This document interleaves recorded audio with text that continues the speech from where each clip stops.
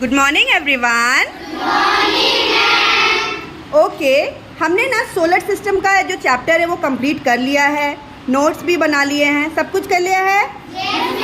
अब मैंने very first class में मैंने आपको कुछ वर्ड्स, हिंदी वाले वर्ड्स को इंग्लिश में लिख करके दिखाया था, इंग्लिश में उसके बारे में बताया था, ठीक है। आपको लर्न करने भी दिया था। अब मुझे जानना है कि आपको लर्न हुआ है या नहीं, ठीक है, या फिर अगर लर्न नहीं भी हुआ तो आपको उसके बारे में पता है कि नहीं। स्पेलिंग की बात नहीं कर रही हूँ, पर आपको पता होना चाहिए कि इसको अगर हिंदी में ये वर्ड बोलते हैं तो फिर इसका इंग्लिश वर्ड क्या है।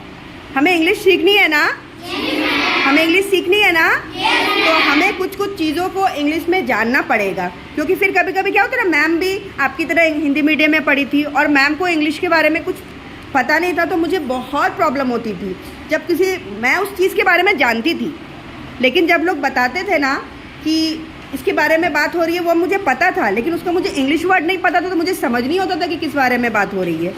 तो ये सारे कन्फ्यूज़न आपके साथ ना हो, इसलिए आपको हिंदी के साथ साथ इंग्लिश, उसका मतलब क्या होता है वो आपको पता होना चाहिए। हम आंसर हिंदी में ही लिखेंगे, लेकिन हमें एटलीस्ट पता होना चाहिए कि हिंदी का जो वर्ड है उसका इंग्लिश मीनिंग क्या है। हमने फर्स्ट चैप्टर क्या पढ़ा, सोलर सिस्टम, सौर मंडल पढ़ा है ना, तो उससे रिलेटेड ये वर्ड्स है, आप मुझे इसकी मीनिंग बताओगे, ठीक है।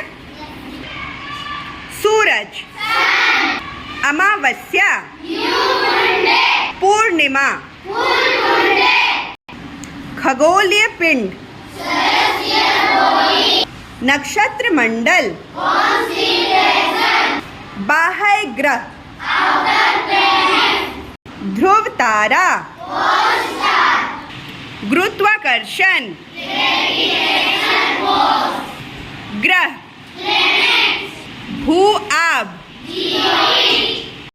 नीला ग्रह, आंतरिक ग्रह, तारा,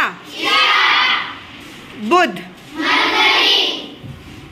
शुक्र, पृथ्वी, मंगल, बृहस्पति, शनि,